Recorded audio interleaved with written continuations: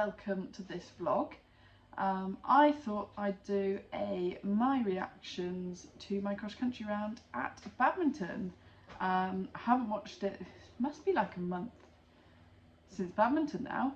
I haven't watched it since, so I am going to watch it now for the first time in 4 weeks, I think, and give you my reactions on how I thought I rode it, what I could have done differently, and yeah, and fingers crossed my phone has enough storage, because I think I've said this in every vlog so far. I have a lot filmed on my phone, and I haven't posted any of it, so this is hopefully going to go out tomorrow night.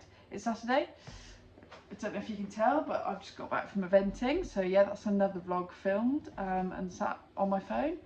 But yeah, let's get started. So, in the start box, I don't know if I should have this on loud or not. Let's have this not on there, and then it won't double play, maybe, who knows. Right, so we're at the start box, and we're coming up to number one. I was feeling quite relaxed here, but Casper got a good stride to it, but boy did he leave his front legs, and after this I was thinking, that's it, right, I'm giving up, I'm retiring, I'm not doing this. This is, this is a horrid start to this round. He's obviously not feeling it. He just walked through a jump in the show jumping, so I was thinking it's too warm, doesn't like it. It was the end, we were literally last to go, so I was thinking he's not enjoying standing around all day. We had to stand around for ages in the cross country warm up because they were running, I think they were running half an hour late. We just stood around. Anyway, he warmed up really nicely after that, and then yeah, he came out the start box and left both front legs, and I thought, I really don't care about completing this now. I'm very happy if I need to retire here. Anyway, we went over the next one, and he was a bit sticky. As you can see, I did have to encourage him, but he jumped it. And then we came around to this one again. He was looking at the wood chip on the floor, so he got in deep. So I was still kind of thinking here, I might retire early. Let's see if we can get past the house. And then we came down to these double-up brushes, which was on a long two, and he soared and didn't even touch that second brush. And then you can see here, jumps this one, got in a little bit deep, but you can see I've started to relax because you can hear it as well.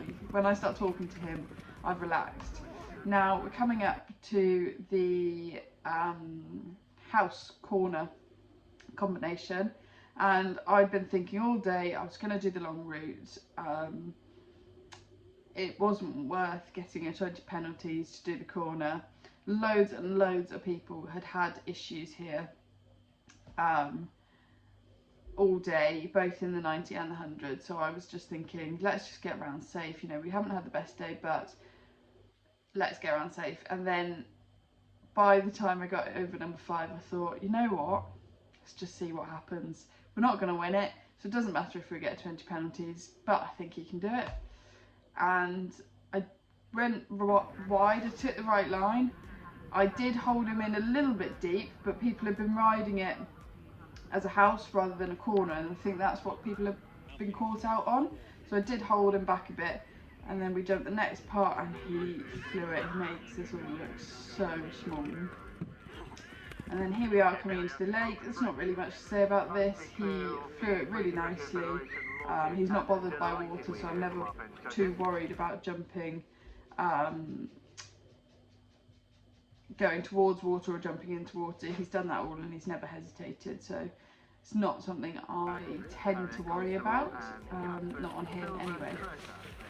Anyway, through the water we go, and I kept my leg on up this mound, and then we landed and slipped quite a long way, and I had absolutely no steering going round and down here. I was pulling for the life of me to get Casper straight to this second part. To be fair to him, he did it quite nicely.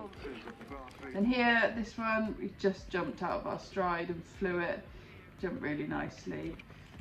Here, I think I thought I was too slow at this point, so I'm trying to rattle on a little bit. So he does hit the mim clips there, you hear them rattle. Steadied him up for these, and I got my steering back, thankfully, because it was quite a tight turn and those white gates, but he jumped them really, really nicely. I did think he might look at them, but the sun wasn't shining, so they weren't too bright white, and he flew them really nicely. Then here you can hear me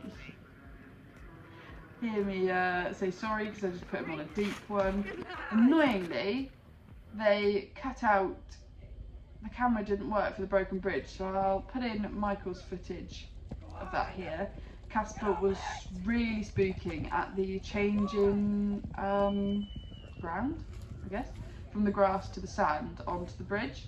I thought he might do it to begin with, so I did give him a lot of vocal encouragement, and I did give him a tap behind my leg just taking off, because he has been a bit funny with ditches, but actually he really didn't care at all. Then he flew around these. He took quite a long stride to that one, so I then turned him really sharply to the part B, just to make sure that we did go over and we didn't go past, but he flew that no problem. Then up this little mound, over the little log very easily.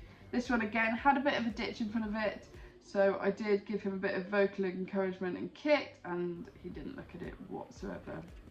And here I think I'm down on my time, so I do try and sort of rattle through them. I either need to push a bit more there or hold him back a bit, so that he got the perfect stride, but actually his striding wasn't too bad in the end. We just got a little bit deep to the second part, and he did clonk it.